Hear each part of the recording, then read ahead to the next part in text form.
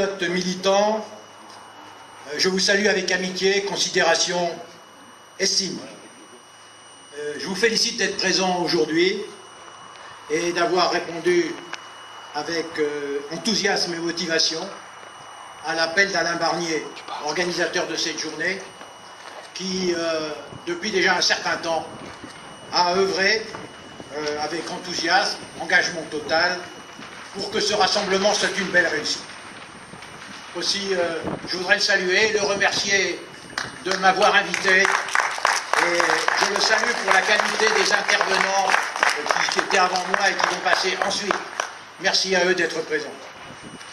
Aujourd'hui, donc, je m'adresse à vous dans un contexte difficile, dans une France en déclin et avec une année 2017 marquée par des échéances capitales pour la France, qui sont, vous le savez, les élections présidentielles et législatives. Les résultats obtenus, vous le savez, sont loin de répondre à l'attente des patriotes. Ils vont impacter de manière critique la souveraineté du peuple, l'identité de la France et l'avenir de notre pays pour les 5 ans à venir. C'est en tant que simple citoyen, président du Cercle des citoyens patriotes, que je m'exprime devant vous. J'aime la France, notre patrie, la terre de nos ancêtres, celle où pour la plupart nous sommes nés. Vous le savez, la patrie c'est la terre des pères, la terre qui a vu des millions de Français de toute époque, de toute génération, souffrir, verser leur sang, des larmes et d'autres mourir de manière héroïque pour gagner et sauvegarder la liberté et l'identité de la France. Aussi, ce patriotisme chevillé au corps doit nous conduire à ressentir amour et fierté pour la France et à tout faire pour la garder libre et souveraine. En ce qui me concerne, je suis un patriote apolitique et je n'appartiens à aucun parti. Mon seul parti est la France, cette France chérie que nous aimons tant, celle de Clovis, de Charlemagne, de Roland le Preux, ça a été dit tout à l'heure, de Saint-Louis, de Jeanne d'Arc, de Duguay-Clin, du Chevalier Bayard, de Descartes, de Pascal, de Napoléon, de Pasteur, de Pierre et Marie Curie, des poilus de 14-18, du maréchal Foch, de Clémenceau, pour ne citer que les plus célèbres. En début d'année, un ami me demandait « Comment vois-tu l'avenir de la France ?» Il s'inquiétait de la voir sombrer et décliner de manière inéluctable et de constater qu'elle était peu à peu en train de disparaître avant de tomber peut-être dans le déchirement et l'affrontement. S'agit-il de déclin ou de décadence? Le déclin, vous le savez, est temporaire. La décadence est durable. À nous de tout faire pour l'arrêter. Aussi, comme beaucoup d'entre vous, à notre modeste niveau, nous conduisons avec le Cercle, depuis près de 2 ans, un combat contre la dégénérescence de notre pays, contre l'augmentation de l'insécurité, contre le déferlement migratoire et la perte de notre identité.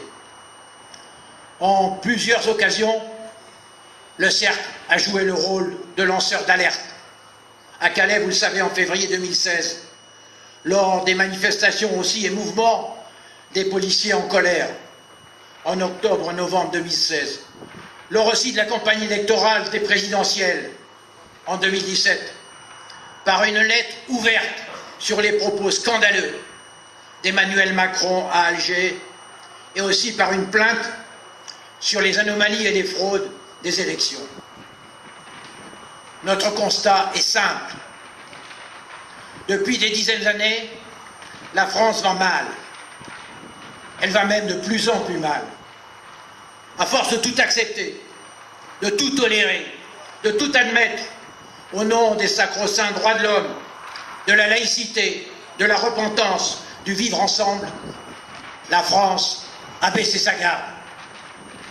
Elle a toléré sur son sol des zones de non-droit. Elle a laissé entrer une immigration incontrôlée, car incontrôlable, vous le savez, avec l'espace de Schengen, qui est une passoire. Aujourd'hui, on continue à tuer en France au nom d'Allah. L'assassinat odieux de Laura et Morane à Marseille en est le témoignage le plus direct. Quel était leur crime? Ne pas être musulmane. En outre, l'assassin était un maghrébin clandestin, arrêté 8 fois depuis 2005 et jamais expulsé. Pas un membre du gouvernement aux obsèques. Nos vies ne comptent pas. Nous sommes des parias, des fainéants, des jaloux, des criminels au dire de celui qui représente la France. Représentant de la grande finance, pantin rothschildien, croyant être un personnage important avec l'argent des autres et de nos misères, et puissant dans sa férocité anti-française. Le petit Néron, sous tutelle, joue au grand chef. Mais nous, peuple souverain, nous n'avons qu'un seul chef, c'est notre France chérie. La République est devenue cette intrigante obscène qui prostitue nos vies. Nous ne sommes pas rien. N'en déplaise à Macron-Néron, malgré nos humiliations incessantes et notre pauvreté grandissante. Ceux qui ne sont rien, même gras de vice, d'argent, nageant dans le luxe et l'immoralité, constituent cette oligarchie immonde. N'inversons donc pas les rôles. Vous le savez, en tant que Français et président du Cercle de citoyens patriotes, je me suis attaché fidèlement à être, je vous l'ai déjà dit, un lanceur d'alerte. L'affaire de Calais a mis en lumière l'iniquité de la démocratie française. Le rejet inadmissible et scandaleux de mon recours devant le Conseil d'État du 23 septembre a prouvé la porosité ignoble d'un pouvoir sans foi ni loi et d'une justice qui obéit aux ordres du politique. Aujourd'hui, par manque de courage politique, par soumission et renoncement du pouvoir, la délinquance et le terrorisme prospèrent partout. L'ouverture des frontières à des populations qui refusent de s'intégrer et l'idéologie tiers-mondiste détruisent peu à peu notre nation millénaire. Depuis 3 ans en France, dans le monde, c'est avant tout l'islam qui frappe. On ne tue pas au nom du Saint-Esprit, du Christ, de Yahvé, de Bouddha. On tue au nom d'Allah, au cri de l'Abkar et pratiquement de lui seul. Il faut donc en tirer les conséquences. La charia s'installe partout et prend peu à peu dans notre pays la place de la République. En 1990, c'est déjà vieux. Parfaitement consciente du danger, l'opposition de droite décrétée aux États généraux à Villepinte, l'islam n'apparaît pas conforme à nos fondements sociaux et semble incompatible avec le droit français. Elle concluait, écoutez bien, qu'il fallait sans tarder appliquer une immigration zéro. De plus, elle refusait toute tentative de multiculturalisme et demandait une stricte assimilation à la République française. Elle concluait, c'est à l'islam et à lui seul de s'adapter afin d'être compatible avec nos règles. Mais de tout cela, aujourd'hui, il ne reste rien. En 1992, le pouvoir a, hélas, retourné sa veste pour se plier aux accords de Schengen avec ouverture des frontières et multiculturalisme à tout va. Plus de 30 années d'une politique d'immigration suicidaire ont mis la France en danger de disparition. Aujourd'hui, les statistiques le montrent, 70% des citoyens ne veulent plus d'immigration et refusent l'islamisation du pays. Mais ils sont méprisés, vous êtes bien placés pour le savoir, alors que la sagesse imposerait de les écouter. Depuis près de 4 mois, le nouveau pouvoir comme l'ancien porte atteinte au respect de la Constitution et à l'identité de la France. Responsabilité du chef de l'État. L'indivisibilité, la sûreté et l'intégrité de notre territoire sont menacées. Mais qu'attendre d'un apprenti sorcier qui s'est improvisé grand inquisiteur de la France et de son peuple à Alger pendant sa campagne, appelant à la traque des patriotes à Marseille avec son slogan empli d'une haine anti-française, « Sortez-les », avec des cris de psychopathe perdant toute maîtrise de lui-même. Monsieur le Président, comment faire preuve d'une telle ignorance de l'œuvre française en Algérie? Œuvre que vous avez osé qualifier de crime contre l'humanité, puis voulant minimiser une telle ineptie, de crime contre l'humain, ce qui ne veut strictement rien dire. Comment un brillant énarque peut-il être aussi nul en histoire? Depuis, vous avez nié la culture française et pris la Guyane pour une île. J'en déduis donc que la géographie n'est pas non plus votre point fort. D'ailleurs, Monsieur le Président, quels sont-ils vos points forts? Une audace de Camelot? Un égocentrisme narcissique? Une mégalomanie nombriliste? Et une capacité à dire tout et son contraire avec la force, la conviction et l'aplomb d'un bonimenteur de foire. Mais ce n'est pas tout, et une chose est sûre, Emmanuel Macron a une difficulté avec les militaires. Manifesté durant l'été, lors de la crise paroxystique avec le chef d'état-major des armées démissionnaires, Pierre de Villiers, cette défiance trouve clairement sa source dans la crainte exprimée lors du discours présidentiel à l'hôtel de Brienne du 13 juillet. Je suis votre chef. Les engagements que je prends devant les concitoyens, devant les armées, je sais les tenir. Et je n'ai à cet égard besoin de nulle pression, de nul commentaire. Il continue d'avoir curieusement besoin de démontrer que l'autorité civile qu'il incarne doit faire marcher les militaires sans murmure ni discussion.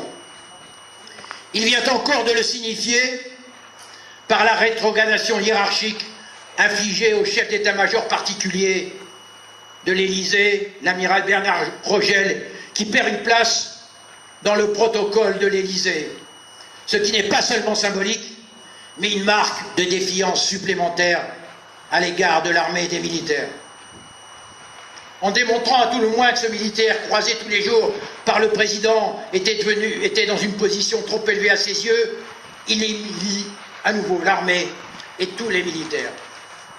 Aujourd'hui, nous avons une armée déconsidérée, des frontières incontrôlées, un président incontrôlable, mais souffrant d'un besoin de contrôle obsessionnel qui rogne chaque jour nos libertés fondamentales et notre droit à nous défendre et à vivre. Aujourd'hui, la France n'est plus qu'une souffrance à perte de vie. Sa ruine est organisée, ainsi que sa mise sous tutelle. L'iniquité est galopante, la brutalité du système est grandissante, les mensonges d'État de plus en plus flagrants, à commencer par cette parodie des élections. J'en suis convaincu. Si on revotait à main levée comme nos ancêtres, et non sous le voile d'isoloir, objet de toutes les manipulations constitutionnelles, on ne verrait sûrement pas la confirmation de cette usurpation présidentielle. Le cercle que je préside s'est lancé très tôt dans la bataille contre la manipulation des votes, avec des naturalisations comptabilisées jusqu'à une semaine du vote, ce qui ne s'était jamais vu, celles laissées au bon vouloir discrétionnaire du préfet, les votes par procuration étant outrageusement facilités, ainsi que le droit légitime du peuple français à consulter les listes électorales à partir de 2020. Quand la justice devient loi, la résistance est un devoir, comme le prévoit l'article 35 de la Déclaration des droits de l'homme de 1793. Je vous le lis. Quand le gouvernement viole les droits du peuple, l'insurrection est, pour le peuple et pour chaque portion du peuple, le plus sacré des droits et le plus indispensable des devoirs. On comprend mieux le refus de le prendre en compte dans sa constitution, dans la Constitution française. Aussi, notre résistance est légitime, même si tout est fait pour la rendre illégale et pour nous imposer un génocide tyrannique. Selon notre président, le soutenir, c'est être pour la France. S'opposer à lui, c'est être contre la France. Ne nous laissons pas duper par cette tromperie, cette mystification. Aussi, soyons vigilants en France. Ne devenons pas minoritaires dans notre propre pays. Exigeons que les lois françaises soient appliquées avec rigueur à tous les résidents en France, quelle que soit leur appartenance religieuse ou leur pays d'origine. Il ne peut pas exister dans notre pays plusieurs catégories de Français et de citoyens. Il n'y en a qu'une. Et celle-là détient le droit et le devoir de défendre la patrie, la nation, envers et contre tout. Afin d'éviter le jour où viendra, où il faudra sauvegarder nos valeurs, nos repères, notre identité par la force, afin d'échapper aussi à la marche vers la survie de notre identité, notre rôle de citoyen, partout où nous nous trouvons, consiste à informer, à crier la vérité, à sensibiliser l'opinion aux risques larvés qui menacent notre pays. Désormais, notre avenir est une errance qui ne peut prendre fin qu'avec une volonté farouche de nous enraciner et de défendre notre identité. Mais comment défendre une identité et un ancrage civilisationnel quand tout absolument est fait pour nous diluer chaque jour davantage dans un détricotage de tous nos acquis et repères fondamentaux? Peu à peu, nous sommes en train de plonger dans une sorte de servage mental, économique. Que faire? Notre pays a toujours révélé sa force dans sa capacité à rester concret, créatif, efficace et organisé. L'ère du virtuel a trompé notre bon sens en lui faisant croire à des modes d'action où le discours, se substituant à l'action, est devenu une logorrhée privée de son pouvoir affectif.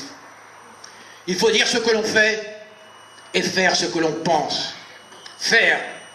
Mais comment faire lorsque notre espace de liberté et de sécurité se réduit chaque jour, lorsqu'on nous assène les slogans de la bien-pensance pour nous forcer à dire tout va bien alors que tout va mal? Plus nous sommes privés de nos droits, plus cyniquement on nous balade avec une liberté fallacieuse et destructrice. Or, un Français, un vrai Français, est un bâtisseur. Notre histoire, depuis 2 millénaires, le prouve. Pas un démolisseur. À coups de repentance, de culpabilisation mortifère, de soumission, on fait jour après jour de la France l'otage d'une histoire si partiale qu'elle en devient mensongère. À l'origine, dans notre action du Cercle, nous avons fait effort sur les zones urbaines, où siègent aujourd'hui 80% des habitants en France. Mais le constat est simple. Pour diverses raisons, nous avons pris conscience qu'il fallait inverser la vapeur et porter notre action majeure sur les zones rurales. C'est la raison aujourd'hui de notre présence dans l'Ardèche et il y a un mois dans le Comminges, dans la vraie France profonde, authentique, ancestrale. Devant une telle dislocation dans notre pays, la seule solution est l'union des bonnes volontés. C'est pourquoi j'ai décidé de parrainer le projet « Sauvons nos maisons », opération majeure qui est un acte de résistance fort et salvateur. Oui, je crois à ce projet né de la détermination de patriotes à défendre nos zones rurales de plus en plus menacée, notamment par le regroupement de communes qui va de plus en plus s'élargir et réduire peu à peu la seule démocratie qui nous reste encore, la démocratie locale. Tout concourt à la mise en danger de nos petits villages, vétérans de notre culture ancestrale. Une urbanisation de plus en plus massive, une pandémie de l'individualisme, un mercantilisme inouï où tout va pouvoir se monnayer. Les bébés seront-ils un jour à vendre sur catalogue? À ce monde sans âme, nous devons résister et réagir. Le plan Sauvant nos maisons est avant tout un réseau d'entraide qui débouchera sur le baptême de la première maison de ce plan ambitieux. Vous le savez aussi, M. Macron est allé rendre visite à M. Tsipras à Athènes. Il a fait état d'une proposition qui est la première marche du fédéralisme européen, cette fois de la disparition des nations, éclatées ou non dans un ensemble européen encore plus contraignant où leur souveraineté finira de disparaître. M. Macron a relancé l'idée d'une zone euro fondée sur un exécutif unique et dotée d'un Parlement de plus. Or, les Français étaient majoritairement opposés à la dilution de la souveraineté démocratique de la technocratie bruxelloise. Leur vote de 2005, notre vote, avait été clair. La victoire paradoxale de M. Macron fait aujourd'hui de la France un vecteur du fédéralisme européen, alors que jamais les divergences n'ont été aussi fortes. Certes, les Français sont favorables au maintien de l'euro par peur du saut dans l'inconnu, mais l'homme qu'ils ont fait entrer à l'Élysée va-t-il résoudre leurs contradictions en faisant taire toute leur réticence vis-à-vis de l'Europe? Après les propos, il n'y a pas de culture française, il n'y a pas d'identité française. On voit que la souveraineté est désormais au niveau européen. Pour notre président, la France n'est qu'une province européenne. On le constate. Emmanuel Macron n'aime ni la France, ni les Français. Le voilà, le véritable nini. La pensée complexe qu'il s'attribue est-elle vraiment à la hauteur de la gestion d'un grand pays? Je vous laisse seul juge. Ces propos très durs à l'encontre des États qui s'opposent à l'immigration ne laissent aucun doute à ce sujet. Un des grands torts de la campagne présidentielle a été de mettre l'accent sur la souveraineté monétaire plutôt que sur l'identité de la France, menacée par l'immigration incontrôlée. Le résultat est que les Français vont perdre et leur souveraineté et leur identité. Aujourd'hui, le temps est venu de dire les choses comme elles sont, de clamer la vérité avec force, sans faux semblants et sans vaine précaution.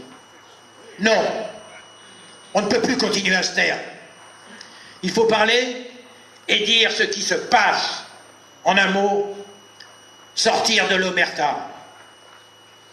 Aussi, puissions-nous sortir de nos médiocres débats politiciens et de nos divisions stériles. Puissions-nous, face aux nuages noirs qui s'amoncellent au-dessus de nos têtes, retrouver le sens des réalités. Puissions-nous aussi retrouver le sens de l'unité nationale qui nous fait tant défaut depuis que ce pays n'a plus de cap ni de boussole. Puissions-nous encore mettre un terme au régime mortifère des partis. Puissions-nous enfin nous débarrasser des politiciens de droite comme de gauche et de ceux qui ne sont ni de droite ni de gauche, qui nous mentent chaque jour depuis si longtemps et pour qui la France n'est d'évidence que le cadet de leurs soucis. Qui saura la sauver du désastre, la réconcilier avec elle-même, la rassembler autour de ses vraies valeurs, lui rendre son génie et son rayonnement dans le monde? Sans cela, assurément, Notre pays a devant lui des épreuves très difficiles à vivre. Puisse, en dernier ressort, ce propos contribuer à sonner le tocsin et à réveiller nos compatriotes avant qu'il ne soit trop tard. Alors que faut-il faire? Que veut-on? Le peuple français est annihilé, anesthésié. Il doit réagir. L'enjeu est civilisationnel. Doit-on mourir ou vivre? Quelle France veut-on laisser à nos enfants demain? Doit-on boire la coupe jusqu'à la ligne? Demain, au nom de la laïcité républicaine que notre apolitisme ne peut que cautionner, devra-t-on invoquer Michel pour ne plus parler de l'archange Saint-Michel? Sous la Révolution, la ville de Saint-Denis était devenue Franciade et Saint-Malo s'appelait Port-Malo. N'oubliez pas, pour vous en convaincre, que nous sommes dans un pays qui voudrait interdire les crèches de Noël pour ne pas froisser la diversité. Aujourd'hui, il faut réveiller les Français avant qu'il ne soit trop tard. Donc se réveiller nous-mêmes et réveiller les autres. Un grand nombre a oublié la magnifique devise du général de Latte, de Tassigny, le roi Jean. Ne pas subir. Oui, ne pas subir et résister. Mon propos se veut juste, objectif, précis, implacable sur la situation tragique dans laquelle nous nous trouvons. Son but est de donner des pistes pour y remédier et résister. Il nous insiste à faire nôtre cette devise, faire face. Le temps presse. Alors j'y reviens. Que faut-il faire? Primo, on est en guerre, ne l'oublions pas. Il faut se mobiliser pour sauver la France. Oui, se mobiliser. Il faut retrouver l'esprit de combat. Ne pas accepter d'être trompé par nos gouvernants. Il faut avancer, se battre pour vivre et ne pas mourir. Oui, on est en guerre. Alors en guerre, on se bat pour vaincre l'ennemi. N'oublions jamais. Celui qui combat peut perdre. Celui qui ne combat pas a déjà perdu. Nous devons tous être des soldats. Soyons comme les 1,4 million des poilus de 14-18 qui sont morts pour que la France vive et soit libre. Possédons un esprit de combat. Que pouvons-nous faire chacun à notre niveau pour sauver notre pays? Chacun doit se dire: puis-je me rendre utile? Puis-je proposer mon aide? Ayons toujours à l'esprit la parole de John Kennedy lors de son investiture en 1962. Ne vous demandez pas ce que votre pays peut faire pour vous, mais demandez-vous ce que vous pouvez faire pour votre pays. Ayons à l'esprit et n'oublions jamais que chaque individu est d'abord un homme, un être humain fait de chair et d'os avant d'être un citoyen. Le but est donc de reprendre les rênes du pouvoir en vertu de l'article 3 de la Constitution de 58. Que dit cet article? Vous le connaissez tous. La souveraineté nationale appartient au peuple qui l'exerce par ses représentants et par la voie du référendum. Ce qui veut dire que le peuple est souverain et que les représentants élus exerçant la souveraineté ne peuvent le tromper ou le trahir. Aussi, nous revendiquons pour les Français le droit fondamental dont disposent tous les autres peuples du monde, celui de vivre en paix chez nous, selon notre identité, nos valeurs, notre culture, nos racines, notre histoire, notre langue, avec tous ceux qui acceptent ces conditions. Que faut-il faire encore? Clamer partout la vérité.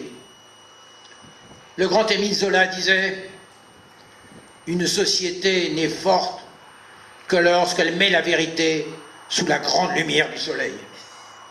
Comme il avait raison.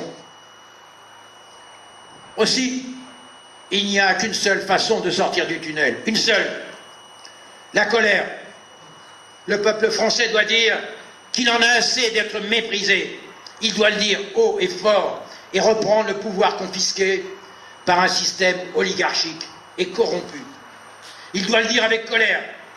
Il doit le dire non seulement dans le secret des urnes, mais le dire partout, en famille, dans les salons, à l'usine, à son cercle d'amis.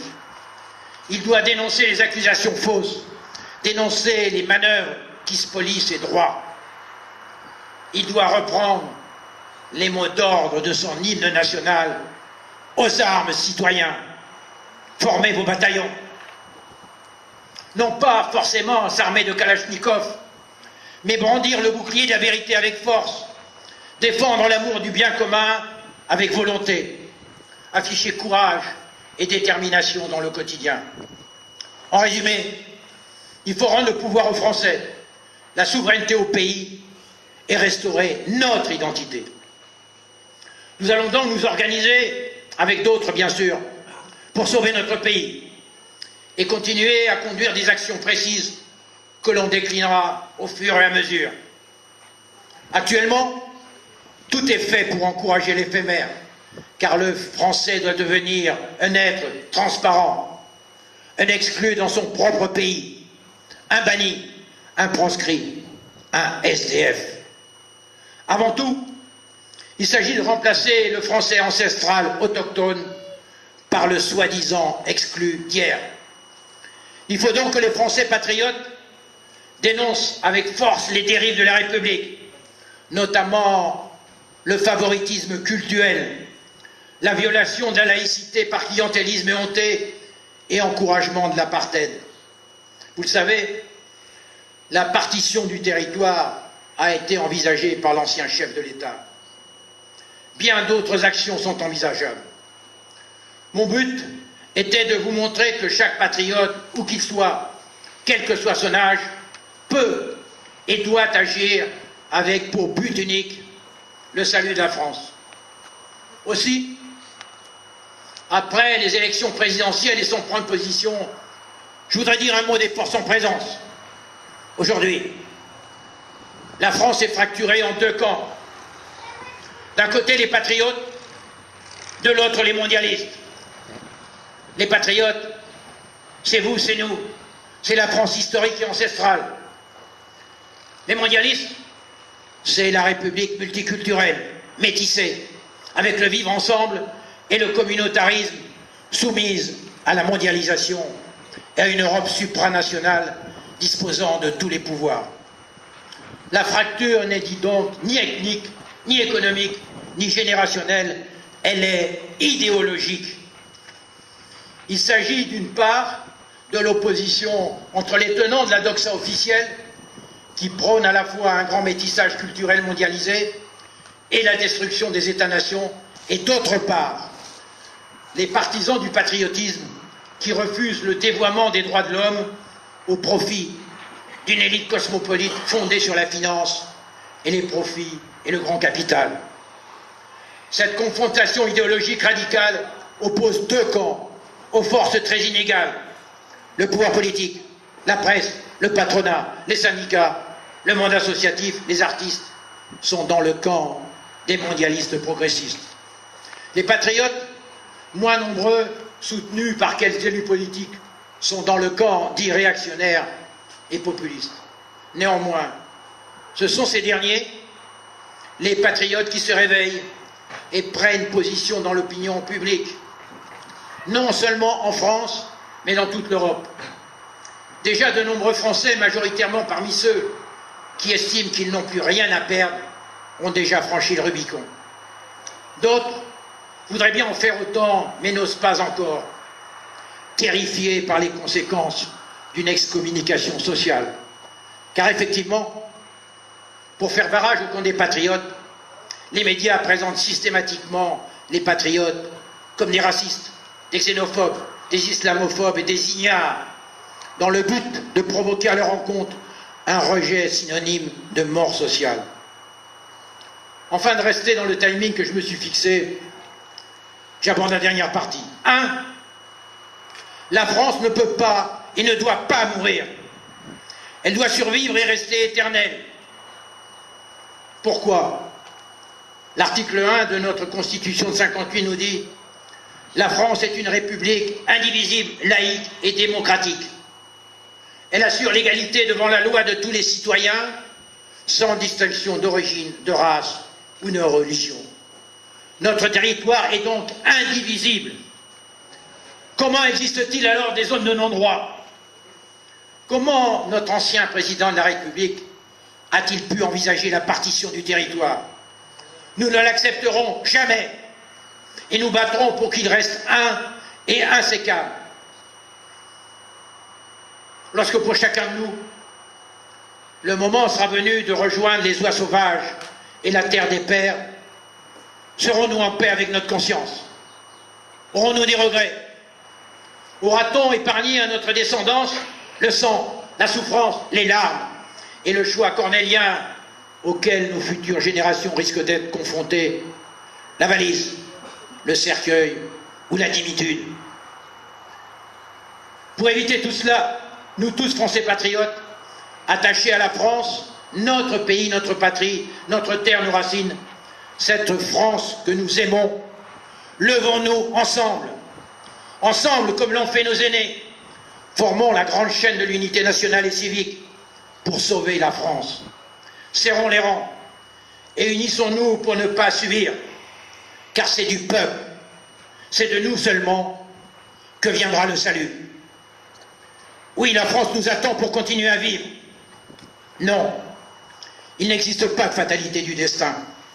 Seul le renoncement provoque le destin tragique. Aujourd'hui, les mots, que ce soit les paroles et les écrits, ne suffisent plus. Patriotes, fiers d'être français, unissons-nous pour constituer le ferment, le ciment, la clé de voûte d'une France qui a longtemps été le phare du monde et qui doit le redevenir. Si vous aimez la France, ce qui est votre cas, alors aidez-la, aidez-nous. Comme la grande armée des grognons de l'Empire, celle des Français malheureux suivra. Oui, comme dans la vieille garde de l'empereur, qui était engagé, vous le savez, comme ultime réserve, le carré se resserre, mais les grognards subsistent. Alors aidez-nous à sauver la France. Nous devons réussir la survie de notre beau pays et lui redonner sa fierté et son honneur. La patrie en danger nous attend. Il m'appartient de conclure en évoquant Georges Clemenceau, le père La Victoire. Il reste dans l'histoire le tigre, le tombeur des ministères, pourfendeur du régime. Mais c'était un avant-tout, un grand républicain patriote, qui aujourd'hui serait bien utile à la France. Gardons à l'esprit sa superbe citation à méditer plus que jamais. Gloire au pays où l'on parle, honte au pays où l'on se tait. Vous le savez, vous le constatez, la France vit une immense tragédie, car son identité est en péril. À moins d'un sursaut des citoyens patriotes, elle risque d'en mourir. Alors partout, comme Zola et Clemenceau, clamons la vérité. Partout, dénonçons avec force la destruction progressive et programmée de la France. N'oublions pas que nous, les citoyens patriotes, nous sommes la France. Partout, menons le combat afin de la sauver. Alors, debout les patriotes, car c'est debout que l'on écrit l'histoire. Et pour toujours, vive la France!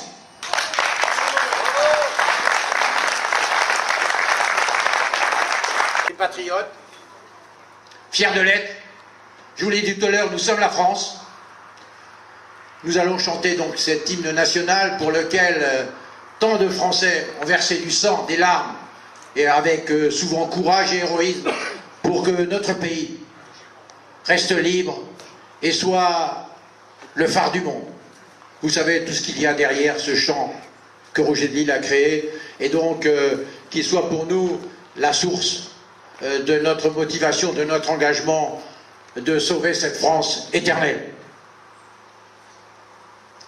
Allons enfants de la patrie, gloire est arrivée. Contre nous de la tyrannie, l'étendard sanglant élevé, l'étendard sanglant élevé. Entendez-nous dans nos campagnes mugir ces féroces soldats qui viennent jusque dans nos bras, égorger nos filles et nos compagnes. Aux armes, citoyens, formez vos bataillons, marchons, marchons, qu'un sang impur abreuve nos sillons. Et pour toujours, vive la France! Et pour toujours! Et pour toujours! Vive la France! Merci!